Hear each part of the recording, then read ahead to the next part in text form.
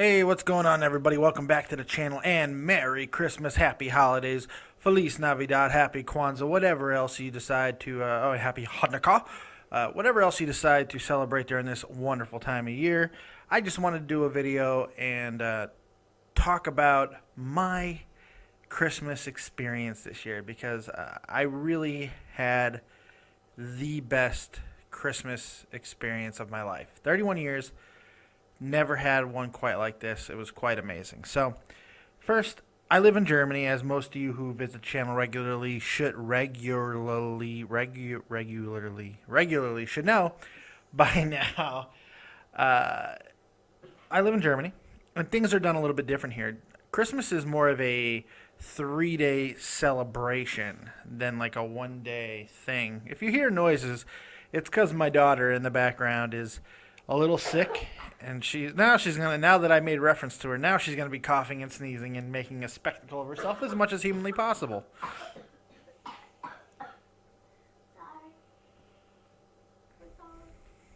Anyways, so it's more of a 3-day spectacle here. It's a very cool thing, and it's about family. It really is about family. We say it's about family and friends and stuff in America, but we know most of the time it's bullshit. It's about commercialism.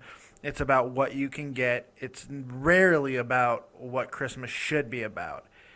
And it's not even, look, I'm not even stating that it should be about a religious thing. It's not about if a man was born on this day, which even though most scholars do believe that Christ was not born on the 25th of December, but hey, that's neither here nor there. That's another conversation for another day.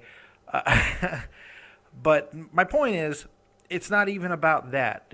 Christmas is about, being with each other and having an excuse to make sure you're nice and getting together and experiencing something that you just don't normally experience. It is a 1-day-a-year type of thing, and it probably should be more than that. But regardless, it is what it is.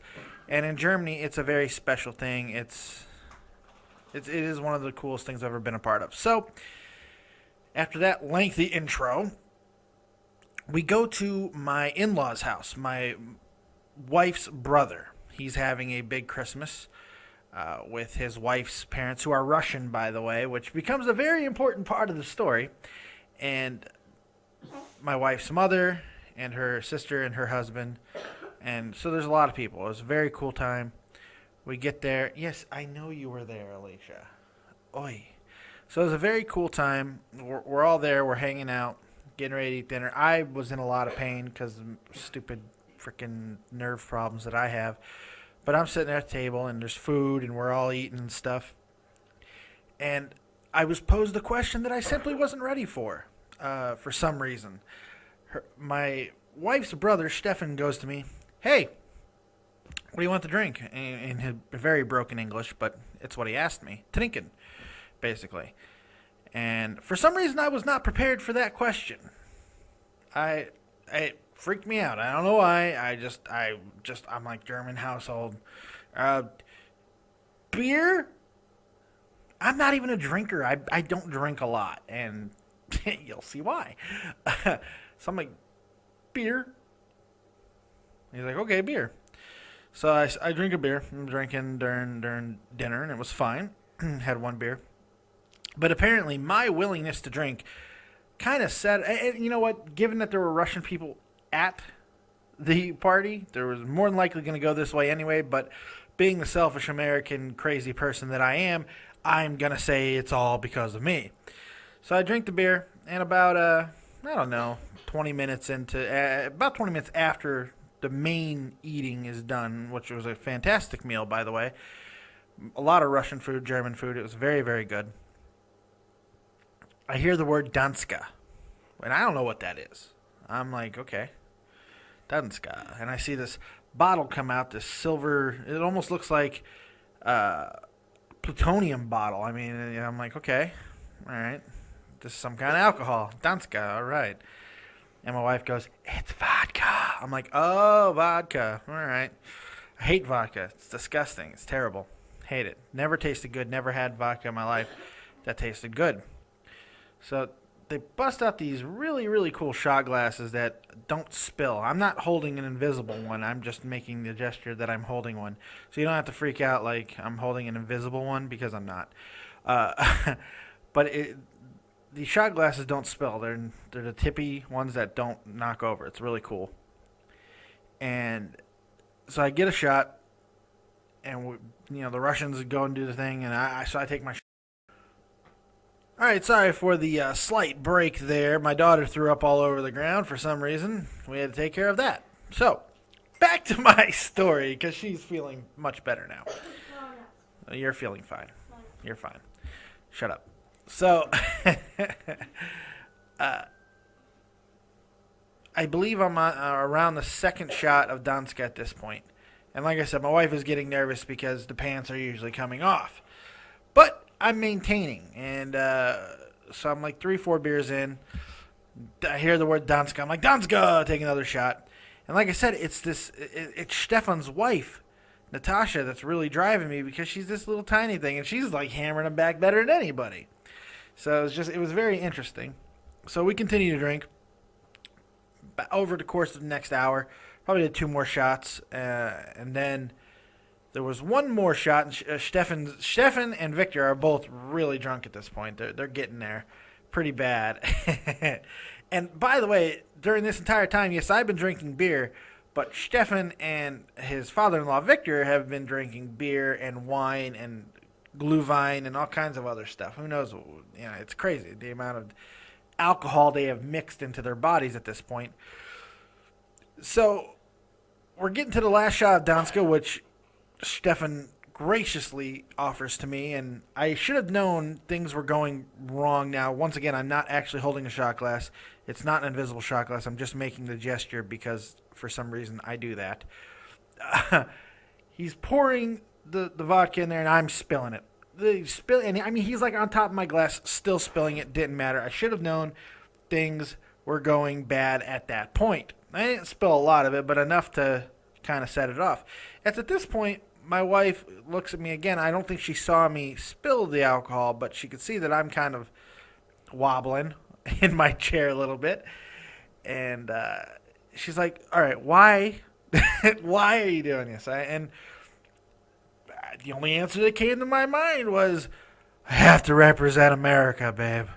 I'm at a multicultural table. I'm representing the USA. And it seemed like a perfectly good answer to me. She gave me the stink eye of doom. Once again, 12 years of marriage, she is never surprised at the stupid things that I say and the stupid ways that I justify my dumbass behavior. But overall, I'm very proud of the way the night went, because my pants did not come off. I didn't get too stupid, and as you're about to hear, I represented myself and the country of America very well. So the Danska's done. It's over. Gone. Vodka is gone. So I'm like, part of my brain is like, okay, good, because at this point, I've drunk, whatever, more alcohol in this one session than I ever have in one session in my entire life. I think that's fair. And I'm like, whew, it's over. Good. I did it. Germans and Russians ain't got shit on me, I'm like, all right. And then Stefan starts, like, basically become a mariachi man. And he's my wife's out of the room at this point. When he comes in, he goes, time to take vitamins. We take vitamins. And even I know what that means. He certainly wasn't talking about giving me a fucking vitamin B shot. I knew tequila was coming. And he's actually wearing the little hat off the Jose Cuervo fucking bottle. He's wearing the sombrero hat. He's fucked up. So he brings me, he must have had this prepared, because not only did he bring me shots, but he had these oranges with cinnamon and brown sugar and stuff all over him, and which was very tasty, by the way. And this is where things go horribly awry.